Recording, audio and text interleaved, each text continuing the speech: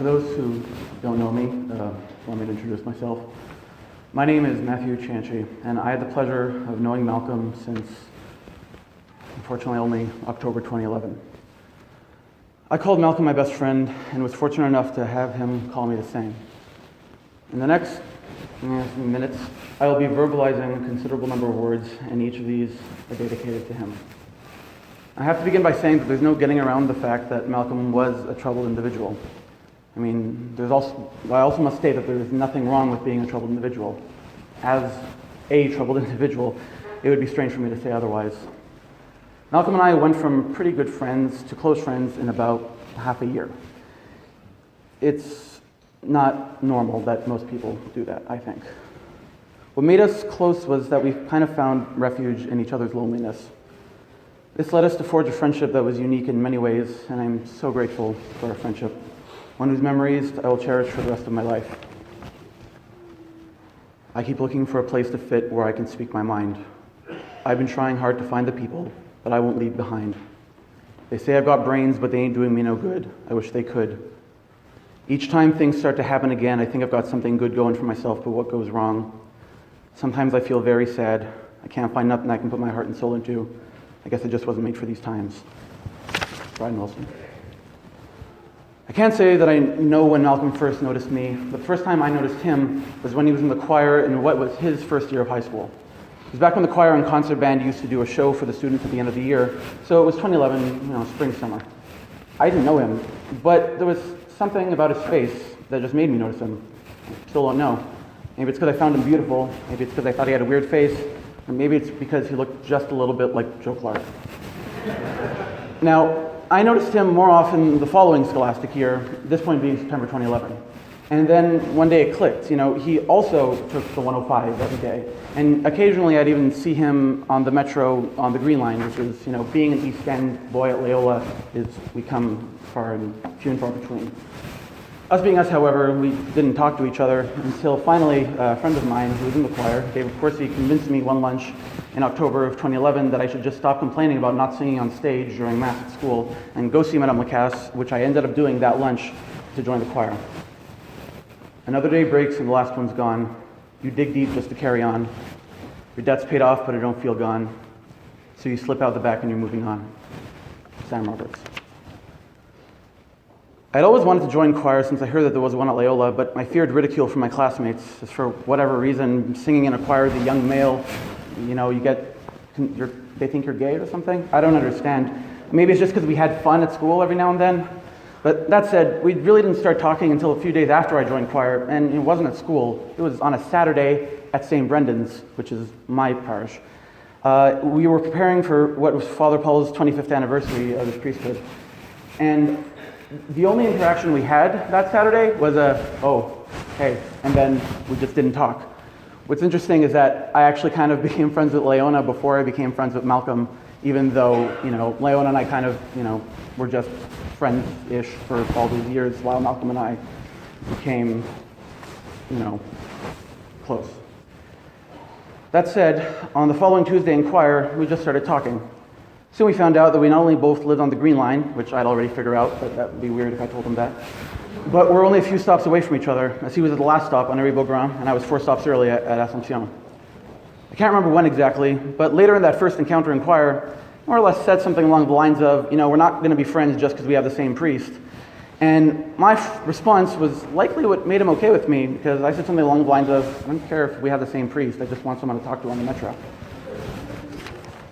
Now, although I would love to go into great detail about every memory that even slightly pertains to Malcolm that I can remember, time is of the essence. If you should ever leave me, the life would still go on, believe me. The world could still show nothing to me, so what good would living do me? God only knows what I'd be without you. Naturally, choir was where our friendship began to grow, and it's where we really became friends. Because of choir, we have so many memories, and beyond choir itself and all the performances and songs that we did, Malcolm and I would usually stay behind after choir and just play music and sing. For a long time, it was just me playing piano and him standing not too far away singing songs like American Pie, Rocket Man, and Hallelujah, Bohemian Rhapsody, and songs like that, which is great. But one day, I just began improvising, and Malcolm, being a musically capable individual, just went along and sang wherever he could. These weren't words we practiced, weren't tempos we practiced, weren't things that we knew. it just worked. We had a chemistry that way. Eventually, he'd end up playing drums, and he did not know how to play drums, while I was playing piano. He just, banged them and made sounds while I yelled profanities. The music we played both together and with others has eventually some of our friends in the choir also wanted to stay behind and make up crazy things. Although usually improvise worked really well, that alone really goes to show that we all jive well together. Now, there are dozens of stories with choir, but I'll just choose one.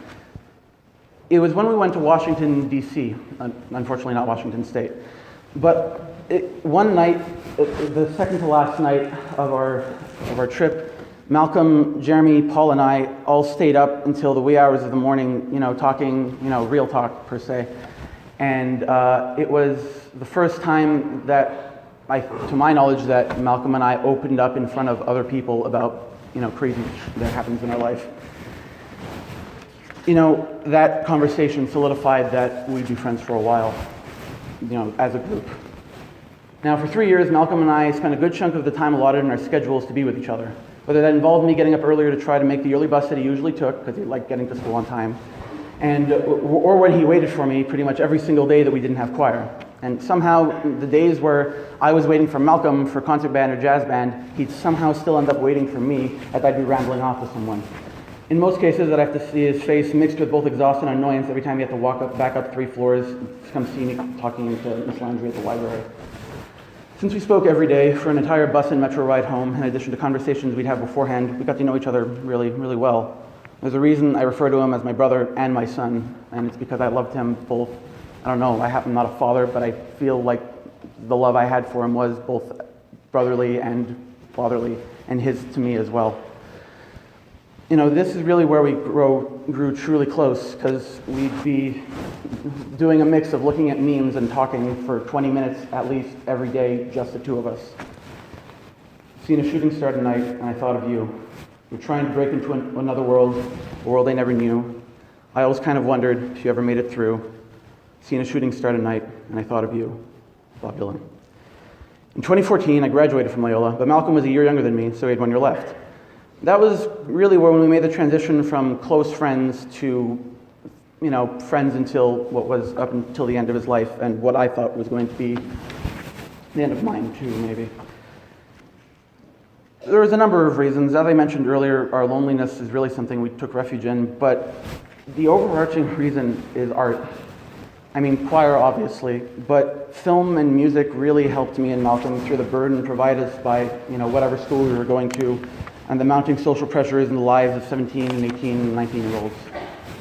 Last year, in 2017, Malcolm and I saw 15 movies together that were just released in 2016. We saw way more than just that. That said, unfortunately, we spent one of those times watching Batman v Superman.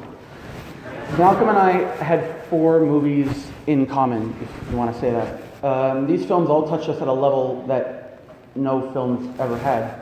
Birdman, Synecdoche, New York, The End of the Tour, and Me and Earl and the Dying Girl were the 4 films, with Synecdoche, New York being the one that allowed us to understand each other more deeply than I've ever understood another person in my life. I pushed my soul into a deep, dark hole, and then I followed it in. I watched myself crawling out as I was crawling in. Got up so tight I couldn't unwind. I saw so much, it broke my mind. The man that Malcolm and I both loved was Queen. He was the only person I ever knew that actually knew Queen songs beyond Greatest Hits 1 and 2 and actually listened to their albums in full. We saw Queen and Adam Lambert when they came in 2014 and decided that should they ever return, we would not only get better tickets, but we would go just the 2 of us. We bought Queen tickets for their concert in July. I have an extra ticket. Another show that Malcolm and I always discussed going to, and always discussed, was Hamilton, the Broadway musical that would have put us a few $100s in debt, but would have put us several years of, obsession. He remains the only person I know that can hit the high note at the end of the room where it happens without sounding like he's in a Hamilton parody. Malcolm was an amazing singer, and amazing singer.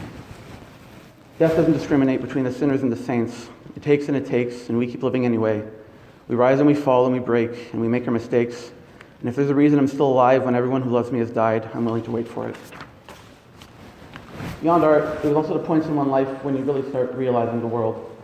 Malcolm knew full well that I loved him, and I knew that he loved me as well. I always made a point of saying I love you to him and to other close friends, so that they know that I really do. course, actions speak louder than words, so maybe showing up on time once or twice would have shown truer love, but never was. I love Malcolm. Looking back on the 5.5 years that we knew each other, 5 of those years I called him my best friend.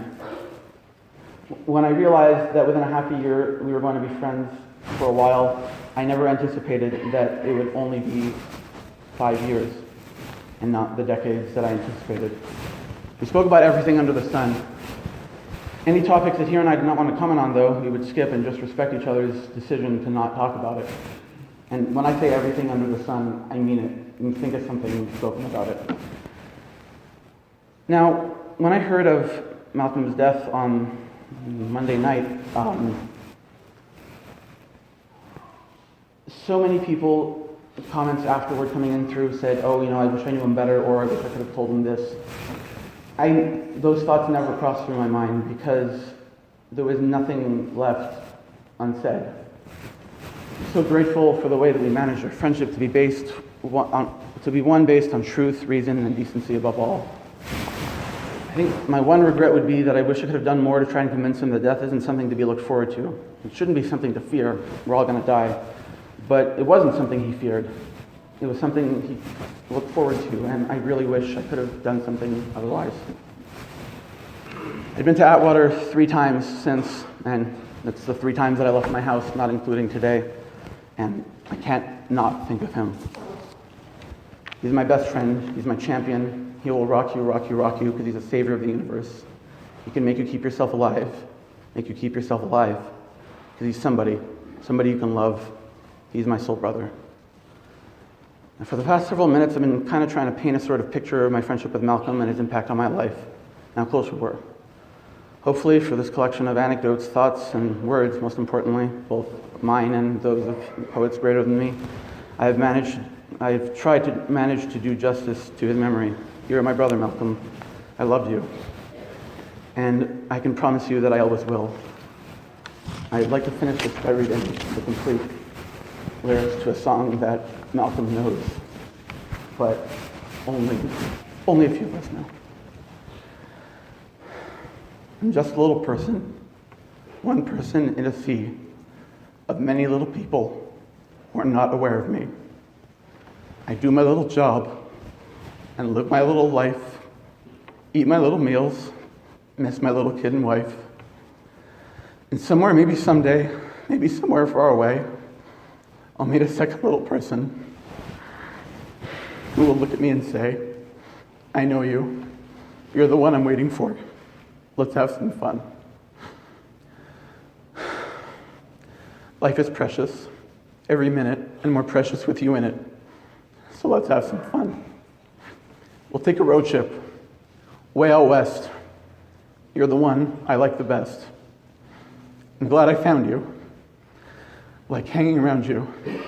You're the one I like the best. Somewhere, maybe someday, maybe somewhere far away. Somewhere, maybe someday, maybe somewhere far away. Somewhere, maybe someday, maybe somewhere far away. Meet a second little person, and we'll go out and play.